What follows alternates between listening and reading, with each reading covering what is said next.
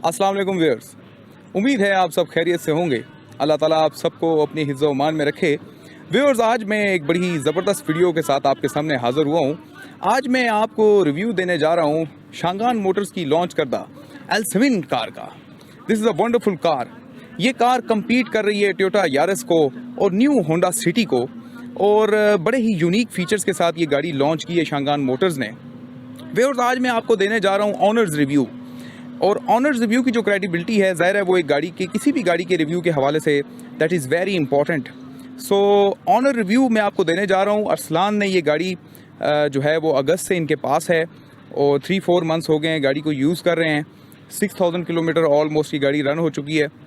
सो अरसलान अब हमें इस गाड़ी के बारे में बताएंगे कि L7 का इनका एक्सपीरियंस कैसा रहा। मैं अब अरसलान का जो है वो पॉइंट ऑफ व्यू लेता हूँ उस गाड़ी के हवाले से। ये भी जानते हैं कि अरसलान ने इससे पहले कौन सी गाड़ी रखी हुई थी और अरसलान ने अब चाइनीज़ शांगान मोटर्स की कार को क्यों जो है वो इन्होंने सिलेक्शन की इसकी, what is reason behind it. और इसमें मार्केट में और भी गाड़ियाँ हैं, टोयोटा की है, होंडा की है, जो कि हमारी मार्केट में फॉर द लास्ट 30-40 ईयर्स हैं। So why Arsalan has choose L7। जी अरसलान। जी अस्सलाम वालेकुम। पहले तो ये है कि आपने बड़े अच्छे सवाल से शुरुआत की है और मेरे ख्याल से ये हर एक शख्स का ये कंसर्न रहता है कि जब भी वो कोई नई गाड़ी लेने की तरफ जा रहे होते हैं तो उनके पास ऑप्शंस जो हैं उन्होंने देखने होते हैं। पहले अगर मैं बात करूं कुछ अर्सा पहले की, तो उस टाइम पे हमारे पास इतने ज़्यादा ऑप्शंस होते नहीं थे अवेलेबल। ख़ास तौर पे नई गाड़ियों की तरफ अगर हम जाएं, मोस्टली होते थे गाड़ियों में, मतलब हमारे पास हर डिफरेंट कैटेगरीज हैं, लाइक हैचबैक्स हैं, फिर हमारे पास सेडान आ जाती हैं, फिर बड़ी सेडान आ जाती हैं, और उसके बाद आजकल जो है SUV जो कि बहुत ज़्यादा जो है वो चल रहा है। तो मैंने ये गाड़ी इस तरह से ली कि ऐसे मैं आपके पहले सवाल का मैं जवाब दे दूं कि मेरे पास पहले कौन सी थी। तो इससे पहले भी मैंने चाइनीज़ ब्रांड की ही कार यूज़ की है। फॉर V2 मैंने रखी हुई थी, उसको मैंने तकरीबन 4-4.5 साल यूज़ किया है, और उसको मैंने सेल करने के बाद जो है मैंने नई गाड़ी की तरफ मैंने जाना था। और उस पर मेरे पास ऑप्शंस में पहले तो मैंने जो है ऑप्शंस मैंने रखे हुए थे कि यार मैं यूज़ में जाऊँ इस दफ़ा, क्योंकि मैंने एक दफ़ा पहले नई यूज़ कर ली थी। अब मैं सोच रहा था कि मैं यूज़ की तरफ चला जाऊँ, मैं एक्वा या हाइब्रिड की तरफ जाना चाह रहा था। तो वो गाड़ी जो है वही बात है कि उन गाड़ियों को ढूंढना एक मेरे लिए बहुत ज़्यादा जो है ना मुश्किल अमल था। मतलब हर गाड़ी को देखना, फिर उनकी बैटरीज के इश्यूज़ वगैरह, ये सारी चीज़ें जो है वो मेरे माइंड को तस्कीन नहीं पहुंचा पा रहे थे। तो उसके बाद अगर मैं बात करूं तो हमारे जो नई जो ऑप्शंस जो हमारे इस वक्त मार्केट में आई हुई हैं, जैसे कि हमारे पास यारिस भी थी जो कि लास्ट ईयर लॉन्च हुई है, बड़ी सक्सेसफुल कार रही है टोयोटा की तरफ से, बल्कि उनका गेम चेंजर बन गया। इसी तरह अभी रिसेंटली होंडा सिटी के इस साल से शुरू से हमारे पास आ रहे थे कि जी नई गाड़ी आएगी। होंडा सिटी ने मुझे पर्सनली बहुत डिसअपॉइंट किया, क्योंकि आई वाज एक्सपेक्टिंग कि उनका लेटेस्ट जनरेशन आएगा, लेकिन वो तो नहीं उनका आया। उन्होंने तो बहुत पुरानी जनरेशन में ही निकाली, और वो होंडा ग्रेस की शक्ल में मार्केट में ऑलरेडी अवेलेबल भी थी। और अगर मैं बात करूं तो वो मुझे मतलब पर्सनली मेरे दिल को अच्छा नहीं लग रहा था कि यार मैं अब इतने पैसे खर्च करूं, मैं एक पुरानी जनरेशन की तरफ जाऊं। तो उसके बाद मेरे पास ऑप्शन आ जाती थी टोयोटा यारिस और शांगान L7 के, क्योंकि इनकी प्राइस रेंज में तकरीबन 2 से 3 लाख का तो फ़र्क था। लेकिन जो कंपेटिटिव एज जो इस गाड़ी ने जो मुझे प्रोवाइड किया वो था सनरूफ का, क्योंकि ये एक ऐसा फीचर है जो कि मैं आफ्टर मार्केट लगा नहीं सकता हूँ। बाकी जो है तकरीबन हर गाड़ी के जो अंदरूनी फीचर्स हैं वो तकरीबन सेम ही है, उसमें कुछ बहुत ज़्यादा। इंटीरियर भी बड़ा खूबसूरत। हाँ, इंटीरियर की भी अगर मैं बात करूं तो इस गाड़ी का इंटीरियर ज़रा लेटेस्ट हम आपको इंटीरियर भी दिखाते हैं व्यूअर्स। इंटीरियर भी हम आपको दिखाएंगे इस गाड़ी का, सनरूफ और प्लस इसकी फ्रंट लुक, बैक लुक, और इसके ऊपर भी थोड़ी सी डिस्कशन करते हैं। जी अरसान, चलें आप कैरी ऑन करें कि ये क्या यूनिक फीचर्स दे रही है गाड़ी। जी हाँ, तो अगर मैं जहाँ तक फीचर्स की अगर बात करता हूँ तो इस गाड़ी में जो स्टैंड आउट जो फीचर जो आप लोगों के सामने सबसे पहले जो नज़र आता है वो सनरूफ इसका आ जाता है। क्योंकि मेनली जो गाड़ियों में जो है, बाकी तो हर कैटेगरी की हर गाड़ी में तकरीबन फीचर सेम होगा, डायमेंशन उनकी सेम होगी, विड्थ उनकी तकरीबन सेम होगी, ये सारी चीज़ें ऐसी हैं जो कि सेम रहती है। और उसके बाद पावर जो उनकी गाड़ियों जो प्रोवाइड करती है वो भी तकरीबन मोर और लेस सेम रहती है। कुछ चीज़ें हैं कि कुछ गाड़ी में हिल असिस्ट आ जाता है, कुछ में नहीं होता। ये 19-20 का ये वाले फ़र्क भी लगे रहते हैं। लेकिन कुछ चीज़ें जहाँ तक मैं अगर बात करूँ कि यार जो मैं समझता हूँ कि आफ्टर मार्केट हम नहीं लगा सकते, जो कि हमें एक लग्जरी कैटेगरी में प्रोवाइड कर देते हैं वो फीचर्स, तो उसमें ये लाइक करी थी। और यही मेरा जो है ना मेन डिसीजन भी बना इस गाड़ी को परचेज़ करते हैं कि मैं यही चाहता था कि यार मैं नई गाड़ी की तरफ जाऊँ।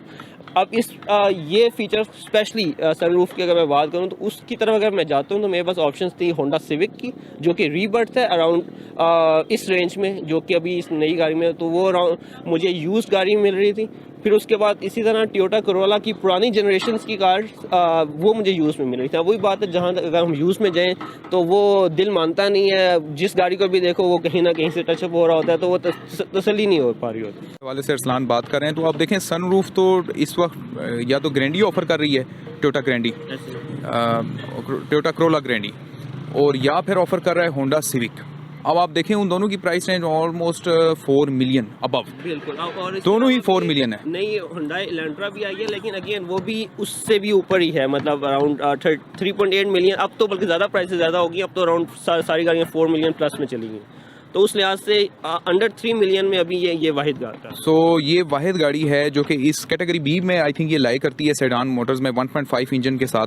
सो 1.5 इंजन के साथ या 1.3 इंजन मेरे ख्याल से वो भी इन्होंने लॉन्च किया, 1.3 लॉन्च किया। जी हाँ, इनके डिफरेंट हैं इसमें। इनके आई थिंक जो सबसे बेसिक जो वेरिएंट है वो है मैनुअल में, वो 1.3 में आता है। और आपने जो ये लिया है ये हाँ, ये जो है मेरा ये 1.5 है, ये टॉप ऑफ द लाइन में आ जाता है, और इसमें 1.5 लीटर का है, और इसको DCT लुमियर ये लोग कहते हैं।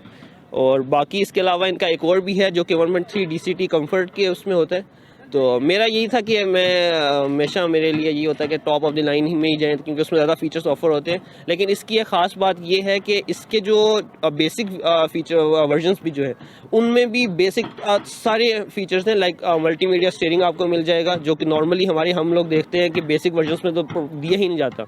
फिर इसी तरह अलॉय रिम्स तो ऐसा है कि बेसिक किसी भी हमारे मार्केट में कार में आप चले जाएं तो अलॉय व्हील्स तो आपको दिए ही नहीं जाते, तो इनके तो बेसिक में भी वो सारी चीज़ें हैं। तो ओवरऑल अगर हम एक्सटीरियर की बात करें तो एक्सटीरियर कंप्लीट रहता है इसके बेसिक वर्जन में। सिर्फ ये है कि ज़रा से कुछ लग्जरी फीचर्स जैसे कि सनरूफ वगैरह वो हैं। अभी तो हम गाड़ी के बाहर से ज़रा इसको रिव्यू कर रहे हैं व्यूअर्स, और आप लोग देख सकते हैं कि बाहर से कैसा खूबसूरत और इसका मैं समझता हूँ बड़ा एग्रेसिव किस्म की लुक है। अगर मैं इसको कंपेयर करूँ इस वक्त टोयोटा यारिस से, तो टोयोटा यारिस ने ना ये सिल्वर क्रोम्स दिए हुए हैं इस किस्म के, इतने खूबसूरत किस्म के, और ना ही इवन होंडा सिटी ने ऐसा ऑफर किया है अभी उनके अपने लेटेस्ट वर्जन में। लेकिन इस गाड़ी का फ्रंट आप लोग देख सकते हैं कि इट्स रियली कंपीटिंग कार, कि कितना खूबसूरत माशाल्लाह इन्होंने फ्रंट दिया है। फिर साइड कट्स इन्होंने ऑफर किए हैं। फिर अरसलान अभी बता रहे थे कि देखें ये अलॉय रिम इन्होंने ऑफर किए हैं। आप देख सकते हैं कि ये बिल्कुल हेडलाइट के साथ से हमारे पास एक कट लाइन आ रही है, और ये कट लाइन बिल्कुल एंड तक जा रही है, और इसके साथ पिछली टेल लाइट से जो है एक और कट लाइन आके हमारे नीचे की तरफ जाती है, और इसी के साथ हमारे एक बिल्कुल नीचे भी एक है। तो ये काफ़ी एग्रेसिव साइड लुक भी इसकी जो है ना ट्विन कट लाइन जो है वो बता देती है। ज़बरदस्त किस्म की। अच्छा, ये सनरूफ के हवाले से आप लोग देख सकते हैं व्यूअर्स कि कितना खूबसूरत लग रहा है ये सनरूफ इस गाड़ी में माशाल्लाह। और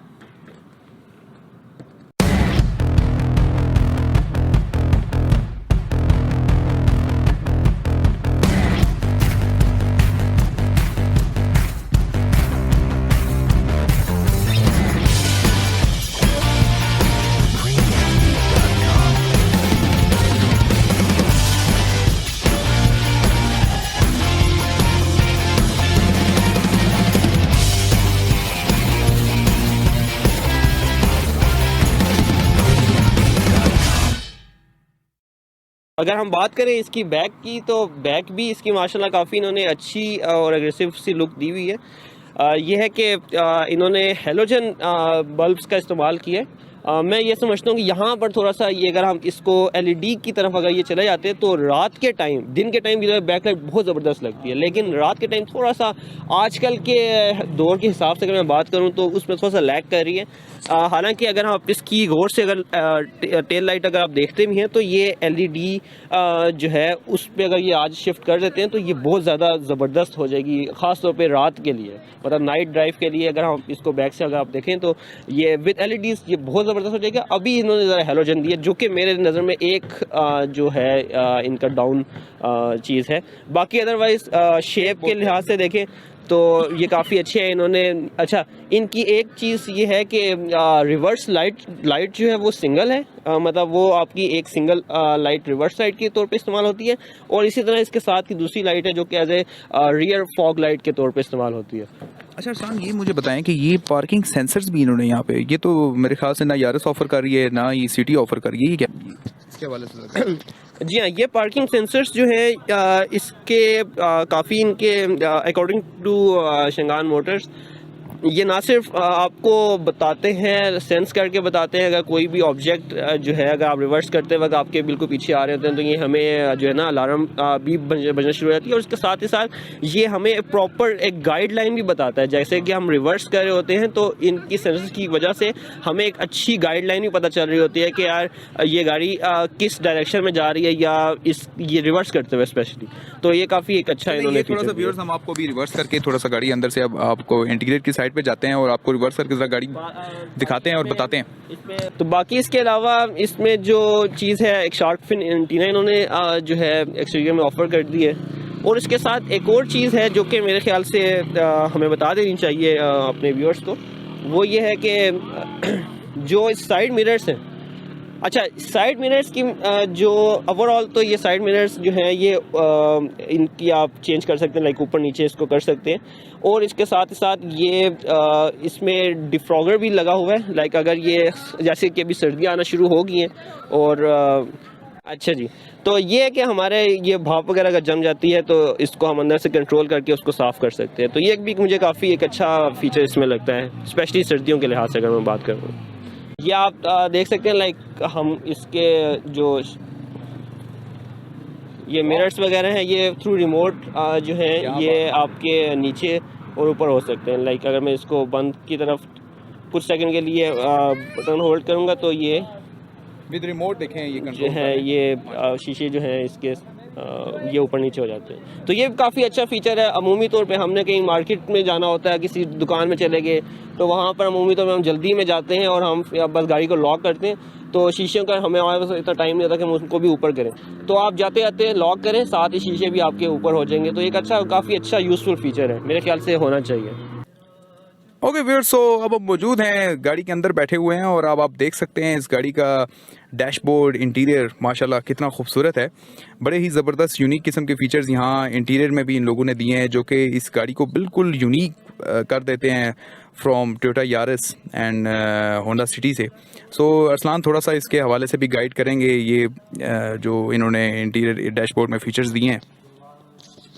जी हाँ बिल्कुल, मेरे ख्याल से जो one of the stand out जो चीज़ें जो इस गाड़ी ने प्रोवाइड की हैं उसमें से ये भी है इसका इंटीरियर जो कि आजकल की तर्ज की गाड़ियों के मुताबिक में बना हुआ है।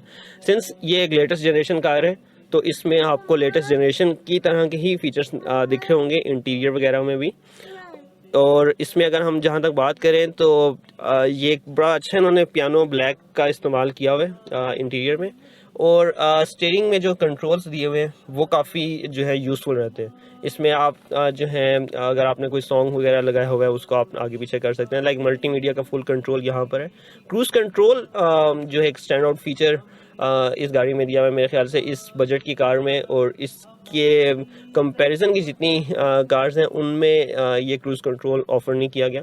तो इसको बड़े आसानी से आप जो है अगर आप कैमरा यहाँ पे ले मैं आपको दिखा सकूँ, तो जब आप हाईवे या मोटरवे पे सफ़र कर रहे हो तो आप इसको बड़ी आसानी से यहाँ से आप इसको सेट कर सकते हैं इस बटन को प्रेस करके, और ये जो है सेट और रीसेट ये +-5 के डिफरेंस के साथ जो है ये स्पीड जो है यहाँ पे कंट्रोल हो रही होती है। अमूमी तौर पे जब मैं हाईवे पे सफ़र कर रहा होता हूँ तो मैं बजाय इसके कि मैं ख़ुद एक्सीलरेटर कर रहा हूँ सब कुछ और ब्रेक्स लगाऊँ, मैं यहीं से अपनी स्पीड को जो है देखते हुए कंट्रोल कर रहा होता हूँ। अडाप्टिव क्रूज़ कंट्रोल नहीं है ये, जैसे कि ये आप दूसरी गाड़ी को देखते हुए अपनी स्पीड को ऑटोमेटिकली एडजस्ट कर सकते हो, लेकिन हम अपनी मर्ज़ी से इसको एडजस्ट कर सकते हैं किसी भी स्पीड में। इसमें थोड़ा सा ज़रा नॉन कन्वेंशनल किस्म का इन्होंने दिया हुआ है, लाइक अमूमी तौर पे जो एनालॉग बटन होता है उससे हम फ़ैन की स्पीड वगैरह इंक्रीज़ या कम कर रहे होते हैं। लेकिन इन्होंने यहाँ पे एनालॉग बटन में सिर्फ एक ही फंक्शन दिया है और उसमें हम या तो हम कूल का टेम्परेचर सेट कर सकते हैं या फिर हम हीट का टेम्परेचर सेट कर सकते हैं। इसकी फ़ैन की स्पीड यहाँ से सेट होती है, यहाँ से जितना ज़्यादा हम कर सकते हैं वो आपकी मर्जी होती है। ये सारा जो है स्क्रीन में शो हो रहा होता है? जी हाँ बिल्कुल, ये जो है सब कुछ जो है ये आपके स्क्रीन में विजिबल होता है। और इसके अच्छा, ये जितनी भी सेटिंग है ये सारी स्क्रीन में भी शो हो रही होती हैं कि ये क्या क्या साथ साथ आप सेटिंग कर रहे हैं? जी जो हाँ। आप स्टीयरिंग से जो एडजस्टमेंट कर होते हैं वॉल्यूम की भी, या यहाँ से फैन एडजस्टमेंट की भी? जी हाँ, जैसे अगर मैं वॉल्यूम यहाँ से करता हूँ तो वो वहाँ पर भी साथ साथ होता रहता है। और इसके अलावा इसमें अगर मैं एसी और उसकी मैं बात करूं तो ये एक बड़ा अच्छा इन्होंने हमें फीचर दिया। मोस्टली क्या होता है कि सर्दियों में हमारे जो विंड स्क्रीन है वहाँ पर भाप सी जम जाती है, आपको बाहर का कुछ नज़र नहीं आ रहा होता।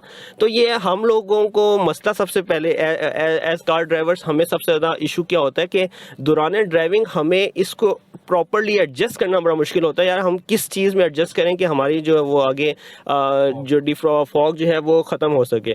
तो इन्होंने बड़ा अच्छा हमें एक फीचर दिया है, प्रोवाइड किया है। वो हमें सिर्फ हमारे पास सिर्फ ये बटन है, हम इस बटन को प्रेस कर देते हैं, ये आप दिखा सकते हैं, ये ऑटोमेटिकली यहाँ पे मैं इसे दोबारा कर दूँ, जैसे ये हम दबाएं और ये ऑटोमेटिकली उसकी एडजस्टमेंट यहाँ पर कर देता है।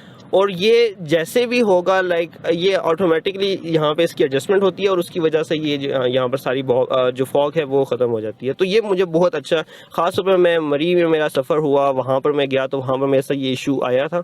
और इनिशियली तो मैं इसको ढूंढ ही रहा था कि मैं क्या सेटिंग करूँ, लेकिन इत्तफाकी तो मैंने ये बटन प्रेस किया था और उसके बाद जो है मुझे ये इसकी जो है ना इसका यूज़ मुझे पता चला और मुझे बहुत अच्छा लगा ये। ओके अरसलान, थोड़ा सा इसके डिस्कस करते हैं, ये जो मीटर पे जो शो हो रही हैं इसकी तमाम। जी हाँ, मीटर में जो है एक जो चीज़ जो जैसे मैंने पहले आपको बताया था कि इन्होंने टेल लाइट को जो है वो एलईडी नहीं दिया, वो हेलोजन में रखा हुआ था। इसी तरह मुझे मीटर में एक चीज़ का जो है मुझे इशू लगा, वो ये है कि इन्होंने वही जो पुराना जो रीसेट का बटन होता है ये ही हमें अभी तक प्रोवाइड किया। तो इसकी मदद से हम यहाँ पे डिफरेंट ट्रिप एडजस्ट कर सकते हैं, लाइक इसको रीसेट कर सकते हैं। यहाँ पर ये आपको ओवरऑल एवरेज बता देता है। इसी तरह ये आपको ये बता देता है कि अभी आप कितना ट्रैवल कर सकते हो, जो आपका ओवरऑल जो डिजिटल में इन्होंने क्या क्या फीचर्स दिए हैं? डिजिटल में इन्होंने ये दी है कि इसका जो आरपीएम है वो डिजिटली शो हो रहा होता है, ठीक है। इसी तरह इसका डोमीटर हमारे पास ओवरऑल डिजिटली आ रहा होता है और आपका जो ट्रिप वाले हैं वो एडजस्टमेंट्स कर सकते हैं। बाकी कोई मेजरली इन्होंने यहाँ पर हमें प्रोवाइड नहीं किया। अभी एक और कुछ चीज़ें हैं जैसे टायर प्रेशर मॉनिटरिंग सिस्टम है, वो हमें इसकी वार्निंग यहाँ पर आ जाती है, वो काफ़ी अच्छा है। अमूमी तौर पे हमें पता नहीं होता कि हमारे टायर्स में प्रेशर कम है या नहीं, तो उसकी एक प्रॉपर वार्निंग यहाँ पे हमें आ जाती है, तो वो हमें मिल जाती है। तो ओवरऑल काफ़ी अच्छा इन्होंने हर चीज़ दी है। एक और जो चीज़ जो मैं समझता हूँ, क्योंकि मैं बड़ा ऑनेस्ट किस्म का यहाँ पर आपको रिव्यू देने की कोशिश कर रहा हूँ कि जिसमें आपको मैं हर चीज़ बता सकूँ, जो चीज़ें जो मुश्किल जो मुझे लगती हैं, ख़ास तौर पे जैसे मैं नाइट में सफ़र कर रहा होता हूँ। तो एक चीज़ की जो मुझे कमी लगती है वो स्टीयरिंग में जो लाइट्स हैं वो यहाँ पर नहीं दी हुई इन्होंने। तो इनको ज़रा आप बिल्कुल थोड़ा सा ब्लाइंड सा हो जाता है स्टीयरिंग हमारा ड्यूरिंग नाइट। मेरे ख्याल से शंगान एल्सविन को इस चीज़ पे भी ज़रा फोकस करना चाहिए और अपनी जो फ्यूचर में जो ये कार्स लॉन्च करेंगे उसमें ये चीज़ अगर दे देते हैं एड ऑन तो काफ़ी जो है अच्छा हो जाएगा। बाकी हमारे यहाँ पे विंडोज़ इसमें लाइट्स वगैरह हैं इसके, और बाकी हमारा जो इसकी अगर आप दिखा सकें जो हेडलाइट हमारे इसकी 5 वे एडजस्टमेंट के साथ है। यहाँ पर ये इधर से आप इसको प्रॉपर्ली एडजस्ट कर सकते हैं। तो सिंस इसमें फॉग लाइट्स का इस्तेमाल नहीं दिया गया, हमारे पास DRLs दिए हुए हैं, इस वजह से रात के टाइम अगर लेट से आपको फॉग लाइट की ज़रूरत होती है तो आप यहाँ से इसको प्रॉपर्ली एडजस्ट करके आप अपनी हेडलाइट को इस्तेमाल कर सकते हैं। बाकी यहाँ पे ट्रंक स्पेस के लिए यहाँ पर दिया हुआ है, और इसी तरह यहाँ पर आपका ये वाला जो बटन है ये स्मार्ट ऑन एंड ऑफ का है।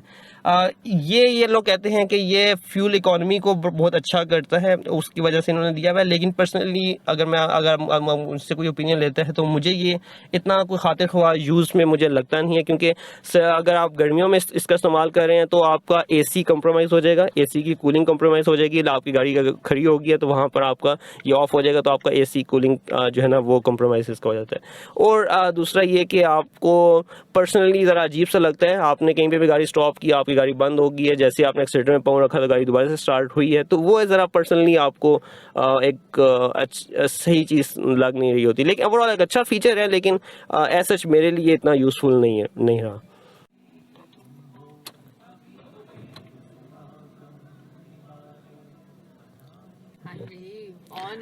जी अरसलान, चलें आप हमें आप थोड़ा सा गाइड करेंगे कार एसी के हवाले से, कैसी परफॉर्मेंस है एसी की। आपने अगस्त में ये गाड़ी परचेज़ की थी, तो वो तो बड़ा सीज़न होता है, बड़ी हवस भी होती है, और तो आपको एसी की परफॉर्मेंस कैसी लगी गाड़ी की? जी हाँ, एसी का एक हमारा काफ़ी कंसर्न लगा रहता है कि हर कोई सबसे इम्पोर्टेंट क्वेश्चन जो इंटीरियर के लिहाज से पूछा जाता है वो एसी का ही है। और एसी की मैं अगर परफॉर्मेंस की बात करूँ तो वो मेरी नज़र में बहुत अच्छी है। इसको मैं कोई कहीं से भी मैं मीडियोकर किस्म का नहीं कहूँगा, बहुत अच्छी परफॉर्मेंस दी है इसने एसी में हब्स के मंथ में। मैं समझता हूँ ये ऐसा क्वेश्चन है जो कि ड्राइवर के बजाय अगर हम पैसेंजर से ख़ास तौर पर पूछें तो वो ज़्यादा अच्छा रहता है, क्योंकि उसमें यह कि उनको क्या फ़ील हुआ। तो उस लिहाज से अगर मैं बात करूं तो मेरी वाइफ को काफ़ी अच्छी कूलिंग लगी। जो बैक सीट पे होते हैं वो भी?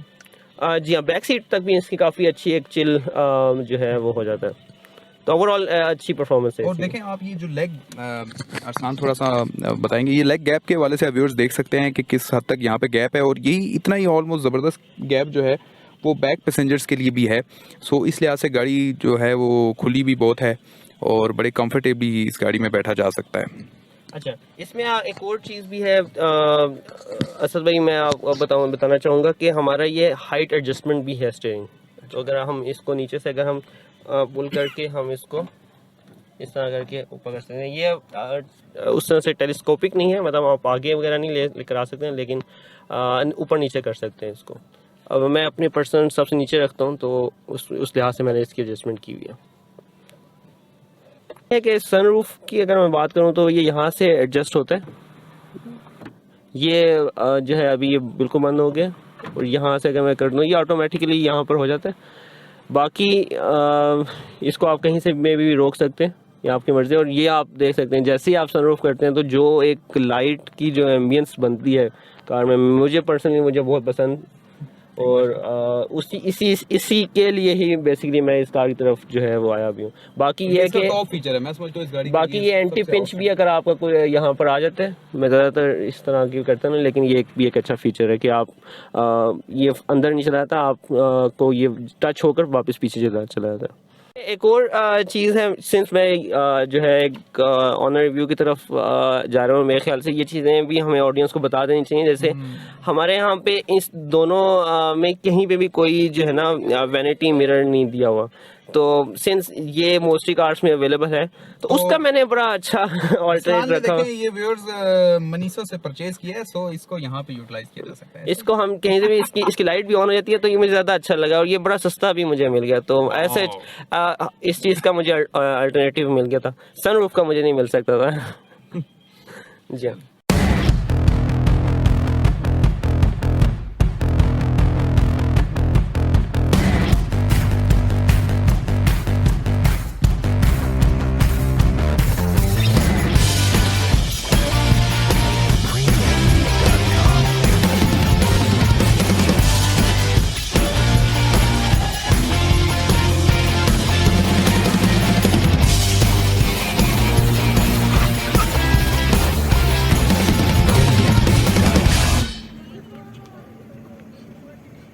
तो व्यूअर्स आपको अब अरसलान बताएंगे ब्रेक के हवाले से।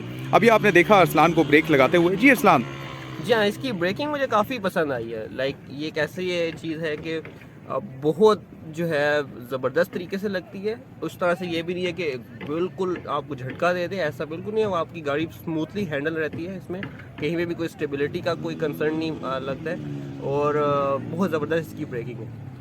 जी हाँ, बाकी इसमें एक और जो मुझे सबसे जो अच्छी चीज़ लगी है, और मैं समझता हूँ वो लोग जो कि जिन्होंने पहले हैचबैक्स रखी हुई हैं और उसके बाद वो इस मतलब बड़ी कार में शिफ्ट होना चाह रहे हैं, तो उस लिहाज से मैं बात करता हूँ, तो मुझे जो साउंड प्रूफिंग इस कार में जो मुझे मिली है वो आउट क्लास है। सस्पेंशन कंफर्ट लेवल इसका बेहतरीन, मतलब मुझे कंफर्ट के लिहाज से मुझे किसी भी किस्म का कोई जो है ना मसला नज़र नहीं आया। बेहतरीन इसकी सस्पेंशन है और जो नॉइज़ फ्री, लाइक आपको इंजन की भी अंदर आवाज़ नहीं आती, मतलब इस तरह की ये कार है। और बाकी अगर मैं बात करूं तो जैसे अगर मेरा, क्योंकि मैं इस्लामाबाद पिंडी से मेरा ताल्लुक़ है, तो मरी रोड में मेरा बहुत ज़्यादा सफ़र लगा रहता है। तो वहाँ पर जो है जिस तरह का जो शोर जो आपको मरी रोड में जो मिलता है, बिल्कुल भी आपको फील नहीं होगा कि वो शोर आपकी गाड़ी के अंदर आ रहा हो। तो उस लिहाज से साउंड प्रूफिंग इसकी बहुत कमाल है। ओके, अब अरसलान से पूछते हैं कि टायर्स की प्रोफाइल के हवाले से अरसलान थोड़ा सा हमें गाइड करेंगे जी। जी हाँ, जो टायर्स जो हैं वो मैं समझता हूँ थोड़ा सा ये यहाँ पे कंप्रोमाइज़ कर गए हैं। टायर इस तरह है कि इसकी जो विड्थ है वो तो बहुत अच्छी है, 185 इन्होंने बाय डिफ़ॉल्ट जो है वो हमें ऑफ़र की है, लेकिन जो उसकी जो प्रोफाइल है वो 55 इन्होंने दी हुई है R15 के साथ। 55 प्रोफाइल में जो बैक जो साइड है उसमें मैं समझता हूँ काफ़ी जो है टायर्स में ज़रा गैप बॉडी के साथ लग रहा होता है, तो वो ज़रा दिखने में ऐसे लगता है कि टायर्स छोटे हैं, लेकिन टायर्स ओवरऑल बहुत अच्छे हैं। लेकिन ये है कि देखने के लिहाज से ज़रा सा ये कंप्रोमाइज़ कर गए कि उस तरह से इम्पैक्ट नहीं आ रहा। हाँ, इसमें एक चीज़ मैं अपने ऑडियंस को ज़रूर मैं बताना चाहूँगा कि टायर्स को जो है मैंने इसकी प्रोफाइल चेंज की, लाइक मैं 185/55 से 185/65 पे मैं गया, उस पे गाड़ी तो नो डाउट इसकी ज़रा खूबसूरती मज़ीद इन्हेंस हो गई थी, क्योंकि वो बॉडी के पास हो गए थे टायर्स, बिल्कुल बॉडी का गैप मुझे नज़र नहीं आ रहा था। लेकिन जो इसमें जो मुझे मसला नज़र आया था वो ये था कि मैं अगर टर्न कर रहा होता था, जब फुल एंड पे मैं जाता था, तो मेरे जो टायर्स हैं वो बॉडी के साथ टच होते थे। तो मेरे लिए तो काफ़ी अच्छा हो गया कि जिससे मैंने टायर लिए उसने मुझे अराउंड 1 मंथ का टाइम दिया था कि अगर आपको कोई भी मसला नज़र आता है तो आप टायर चेंज करवा सकते हैं। तो मैंने फिर प्रोफाइल वापस 185/55 पे जो है मैं शिफ्ट हो गया था, तो उसके बाद हो गया। इसमें एक और भी मुझे मसला जो मुझे महसूस हुआ था 185/65 में जाने के बाद, वो यह था कि इसका कम्फर्ट जो है वो मेरी कम्प्रोमाइज़ हो गई थी। लाइक जो सस्पेंशन है वो ज़रा सी हार्ड हो गई थी मेरे लिए, जिस तरह से ये खड्डों वगैरह में भी अगर जाती है तो आपको बिल्कुल फील भी नहीं कराती, वो मुझे फील कराना शुरू हो गया था। तो उस लिहाज से क्योंकि नई गाड़ी थी, मैं नहीं समझता था कि मैं उस साइड पे बन जाऊं, तो मैंने वापस इसको प्रोफाइल चेंज की और अब मैं वापस बड़ी अच्छे कंफर्ट लेवल पे आ गया। अच्छा, इसकी मैं आपको बैक स्पेस मैं बता सकता हूँ। मेरी हाइट 6 फीट 1 इंच है, तो उस लिहाज से, और ख़ास में मेरी जो टांगें हैं वो काफ़ी लंबी हैं, तो वो हर जगह मेरे कंप्रोमाइज़ होती है। तो उस साइड से मैं देख लेता हूँ। तो ओवरऑल देखें तो मेरी जो फ्रंट जो ये वाली ड्राइवर सीट है ये फुल पीछे हुई हुई है, और उस लिहाज से देखा जाए तो मेरी यहाँ पे टच हो रही है। लेकिन नॉर्मली अगर मैं सीट को आगे करता हूँ तो मेरी बिल्कुल गैप नहीं आता, और मैं आपको दूसरी साइड में मैं आपको बैठ के दिखा भी सकता हूँ कि वहाँ पर मैं किस तरह से हूँ। बाकी अगर हाइट की मैं बात करूँ तो ओवरऑल एक अच्छा जो है यहाँ पर इसकी हाइट कवरेज है। दूसरी साइड से मैं बैठ रहा हूँ जी, अब मैं दूसरी साइड से बैठ रहा हूँ। यहाँ पे ज़रा सी जो पैसेंजर सीट है वो मेरी काफ़ी ज़रा सी आगे करके है, थोड़ी सी मतलब मिड लेवल तक है। तो यहाँ पर अगर आप देखें तो मेरा बहुत अच्छा एक गैप आ गया। तो ये मैं समझता हूँ कि लाइक काफ़ी अच्छा, अगर मेरी जो लेग्स हैं वो अगर विदाउट एनी सीट टचिंग यहाँ पर आ गई है नॉर्मल सर्कमस्टांसेस में, तो उस लिहाज से देखा जाए तो बहुत अच्छी जो है स्पेस बैक साइड में मौजूद है। So viewers, you can see कि ये है L7 और माशाल्लाह बड़ा ही खूबसूरत किस्म का ये डैशबोर्ड, सो ब्यूटीफुल इंटीरियर।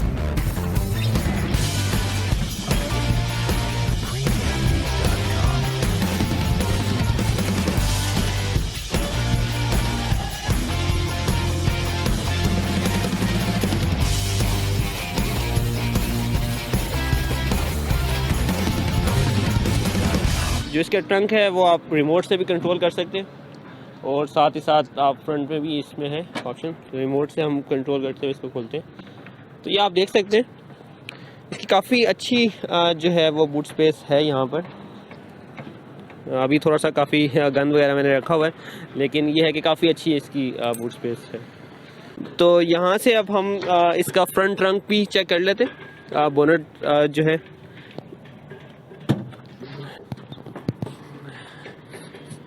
ये आप देख सकते हैं, इसका काफ़ी हैवी जो है इसका बोनट है।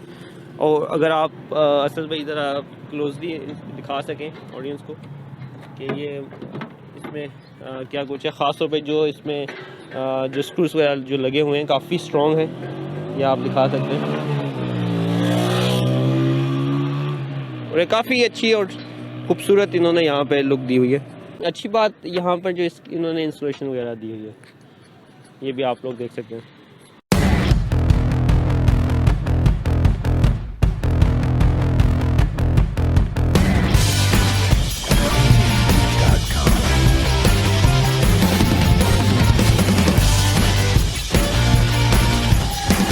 अब मैं एल्सविन को ड्राइव करने लगा हूँ और देखते हैं कि कैसा एक्सपीरियंस है एल्सविन को ड्राइव करने का।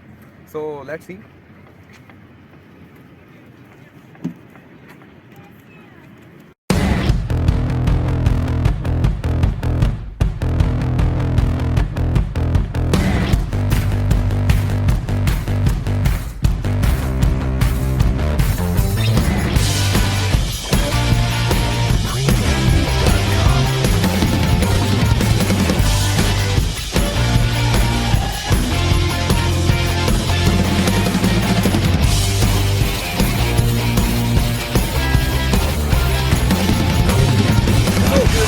रिवर्स करने जा रहे हैं और आपको इसका एक फीचर जो है हम डिस्कस करके यहाँ पे बताते हैं जी। अरसलान ज़रा रिवर्स इसका बताएं। ये देखें व्यूअर्स, अब मैं ये पार्किंग की तरफ अगर गाड़ी को हम अगर लेके जा रहे हैं सो किस तरीके से ये इंडिकेटर दे रहा है जी। अरसलान थोड़ा सा इसको बताएंगे फीचर को।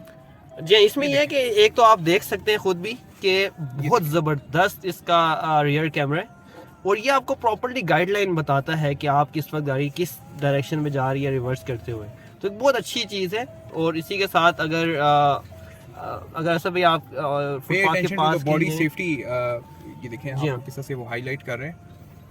तो बाकी ये है कि ओवरऑल बहुत अच्छी गाइडलाइन और बहुत अच्छा कैमरे के साथ है। इसमें कुछ चीज़ें मैं आपको सेटिंग्स के हवाले से मैं बता दूं। जैसे अगर आप सेटिंग्स पे जाते हैं, यहाँ पर आप डिफरेंट लैंग्वेज सेलेक्ट कर सकते हैं। आपके यहाँ पे साउंड का है, फिर उसके बाद अगर आप कार सेटिंग्स में चले जाए तो कार सेटिंग्स में आप जाकर ये आप अपना कर सकते हैं कि आपने ऑटो लॉक अनलॉक करना है कि नहीं, पार्किंग ऑटो अनलॉक करनी है कि नहीं। और इसी तरह लाइट सेटअप लाइट सेटअप में अगर मैं जहाँ तक बात करूँ तो एक तो ये है कि हेड लैम्प है ना, आप जब गाड़ी को आप अनलॉक करते हैं तो उस टाइम पर आपकी कार में जो है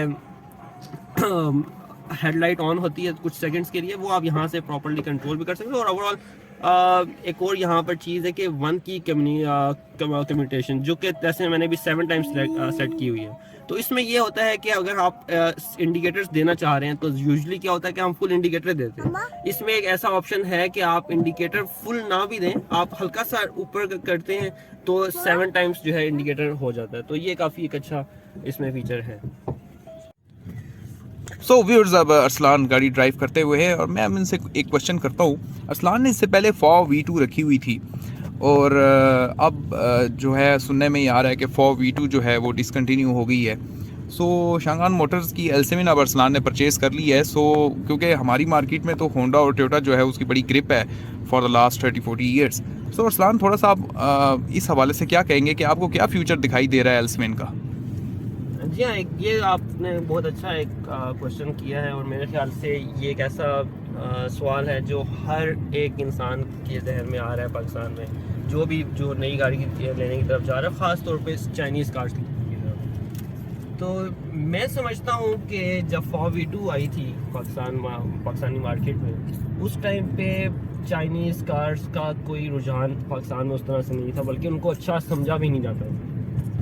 वो FOV V2 इकलौती कार थी वो, और उसकी मैं समझता हूँ कि अलहाज ग्रुप ने प्रॉपर्ली मार्केटिंग नहीं कर पाए। हालांकि जिस तरीके की पावरफुल कार वो थी, उसका कंपैरिजन होता था स्विफ्ट के साथ, और स्विफ्ट की अगर हम जहाँ तक बात करें तो स्विफ्ट से बहुत कहीं दर्जे बेहतर कार थी और बहुत कम प्राइस में। अब जहाँ तक मैं बात करता हूँ शंगान की, तो शंगान जब मार्केट में आया है तो शंगान खाली अकेला शंगान चाइनीज़ कार का ब्रांड नहीं है पाकिस्तान में। हमारे पास MG आ गया, हमारे पास हेवल आ चुके हैं, हमारे पास और भी प्रिंसिपल आ चुके हैं, ग्लोरी की कार्स हैं हमारे पास। तो ओवरऑल एक चाइनीज़ कार्स ने हम पाकिस्तानी मार्केट को बड़े अच्छे से कैप्चर करना स्टार्ट कर दी। और उस लिहाज से अगर मैं देखूं तो जिस हिसाब से इन्होंने मार्केटिंग कर रहे हैं अभी, मुझे बहुत अच्छा भी लग रहा है कि रोड पे नज़र आ रही है गाड़ी। मैं जब भी ड्राइव पे निकलता हूं मुझे जो है L7 जगह जगह नज़र आती है। ऐसा FOV V2 के केस में नहीं था। FOV V2 के केस में मुझे बहुत कम नज़र आती थी वो कार, लेकिन एल्सविन अभी से ही मुझे इतनी ज़्यादा नज़र आना शुरू हो गई है कि जो कि मुझे उसका फ्यूचर बहुत अच्छा दिखाई दे रहा है। हाँ, इसमें कुछ चीज़ें हैं जो मेरे ख्याल के मुताबिक शंगान मोटर्स को करनी होगी, और वो ये है कि वो खाली एक एल्सविन के ऊपर रिलाई नहीं कर सकते। उनको और भी बहुत सारी कार्स जो है वो मार्केट में लॉन्च करनी होगी, और आई थिंक वो कर भी रहे हैं, उनके फ्यूचर प्लान्स में है भी ये चीज़। हाँ, हैचबैक में होनी चाहिए, जैसे विड्स के इक्वल वो एक गाड़ी लाएं, फिर जी। वो जैसे 2.5 में कैमरी है, और अभी एक और सोनाटा शायद लॉन्च किया नहीं शायद।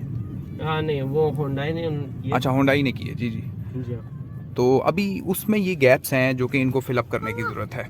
अच्छा अरसलान, आपने इस गाड़ी की सर्विस भी जो है वो भी कराई है, 5000 किलोमीटर ऑलमोस्ट, ये जी। 5000 अबव चल चुकी है। सो इसमें आपके क्या क्या मतलब क्या रिव्यूज़ हैं आपके, कैसे क्या एक्सपेंसेस आपको बियर करने पड़े? जी सर्विस की जहाँ तक बात है तो वो नॉर्मल ही है, उसमें कोई मुझे कोई ऐसी चीज़ नहीं लग रही कि जिसको मैं कहूँ कि बहुत ज़्यादा एक्सपेंसिव है। नॉर्मली क्या होता है, आप नई कार लेते हो तो आपको बहुत ज़्यादा इस चीज़ की परेशानी का सामना नहीं करना होता। आप रेगुलरली अगर मेंटेन कर रहे हैं तो मोस्टली ऑयल चेंज होता है, या फ्यूल फिल्टर हो गया या ऑयल फिल्टर हो गया, ये चीज़ें चेंज होती हैं। तो अभी जो मेरी फर्स्ट सर्विस हुई है वो उसमें मेरा एक्सपेंस अराउंड 500 मेरा आया है, जो कि मैं समझता हूँ इट्स गुड फॉर। ये थी भी फ्री सर्विस, जिसमें लेबर शामिल नहीं थी। तो मेरे ख्याल से जो अगर मैं नेक्स्ट टाइम जाता हूँ तो मुझे अराउंड 7,000 to 8,000 तक आई थिंक बियर करना होगा, लेकिन अभी इसका मैं कुछ कह नहीं सकता हूँ।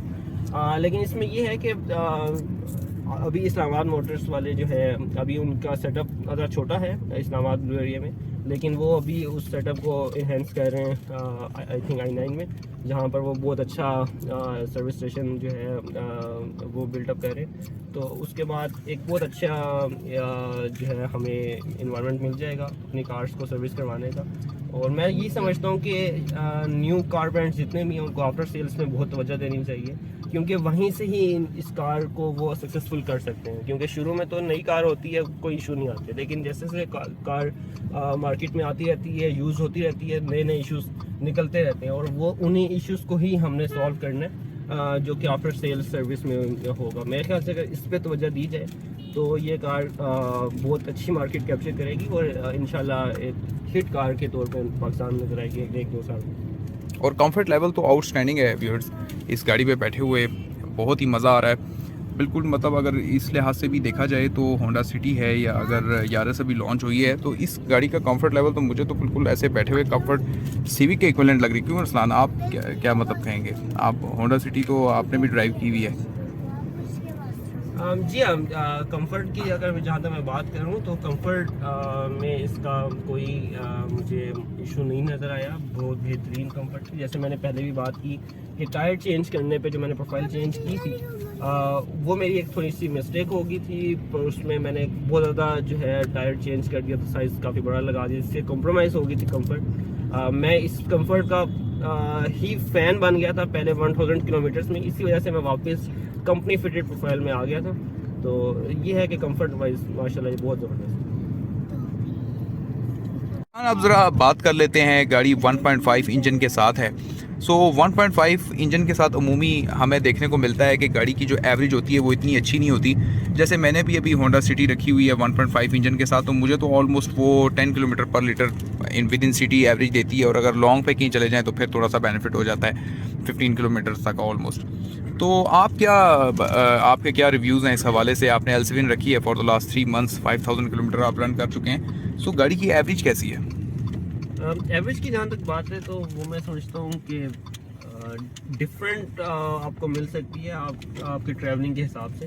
जैसे मेरी ट्रैवलिंग होती है इस्लामाबाद पिंडी में मोस्टली, तो उस लिहाज से मुझे एवरेज मिल जाती है अराउंड 12 to 13। उसके अलावा अगर मैं इसको लॉन्ग रूट्स में लेकर जाता हूँ मोटरवेज वगैरह में, तो वहाँ पर मुझे बहुत अच्छी चली जाती है, 18+ भी चली जाती है। और अगर मैं बहुत ज़्यादा शॉर्ट टूर्स कर रहा हूँ, जैसे घर से मार्केट चला गया, मार्केट से घर, उसमें अगर मेरा ट्रिप में ज़्यादा टाइम सर्व हो रहा है तो उसमें मेरी एवरेज अराउंड 10 to 11 में होती है, लेकिन ऑन एवरेज 12 to 13 मुझे मिलती है। तो इसकी जो रीज़न है वो मेरे ख्याल से ये है, जो इंजन इन्होंने इसका डिज़ाइन किया है, इसकी जो पिक वगैरह है उसके हवाले से भी थोड़ा सा बताएंगे। फर्स्ट सेकंड गियर, जो डाउन गियर्स हैं इसके। इसकी इन्होंने जो प्रोग्राम इस हिसाब से हुआ हुआ है कि फ्यूल इकोनॉमी को उन्होंने मद्देनजर रखा हुआ है, लेकिन गाड़ी की पिक और जो है थोड़ा सा आप कह सकते हैं कि लैग करती है, लेकिन वो क्योंकि फ्यूल इकोनॉमी को उन्होंने उस हिसाब से प्रोग्राम किया हुआ है। लेकिन इसका कतन ये मतलब नहीं है कि गाड़ी कहीं से भी अंडर पावर है। जहाँ पे इसको पावर की ज़रूरत होगी, जहाँ पर आपको चाहिए होगी, वहाँ पे कभी डिसअपॉइंट नहीं करेगी। और ऐसी ज़बरदस्त पावरफुल ये रहती है गाड़ी कि आपको कभी कहीं में भी कोई इशू नहीं होता। और जैसे जी नहीं बोले, मैनुअल में भी आप इसको कन्वर्ट कर सकते हैं। मैनुअल में भी आप जैसे ट्रिपॉनिक इसमें मोड है, तो उसमें अगर आप आते हैं उसमें तो आपको कंप्लीट पावर मिल जाती है कार की। लेकिन वैसे भी अगर हम देखें तो इस गाड़ी की कंप्लीट पावरफुल कार है, और जब भी आपको ज़रूरत होगी कहीं पे भी आपको इसको पावर देनी है वो आपको देंगे और आपको मज़ा आएगा। लाइक मुझे I am literally become fan of this. So viewers, you can see this कि ये लाइट्स जो हैं, लाइट बीम्स रात में कैसी हैं, और साथ भी एक एल्सविनी खड़ी है luckily. So back and front दोनों आप इसको देख सकते हैं। सो व्यूअर्स, यकीनी तौर पर आपको एल्सविन का ये डिटेल्ड रिव्यू बहुत अच्छा लगा होगा। अरसलान ने बहुत ही डिटेल में एल्सविन का रिव्यू दिया। बहुत शुक्रिया आप सबका असदुल्लाह कुरैशी चैनल देखने का। अगर अभी तक आपने मेरा चैनल सब्सक्राइब नहीं किया तो काइंडली मेरे चैनल को सब्सक्राइब करें, मेरी इन वीडियो को लाइक करें और शेयर करें अपने तमाम फ्रेंड्स के साथ, अपने तमाम दोस्त अहबाब के साथ। Thank you so much. Keep watching Asadullah Qureshi channel. Allah Hafiz.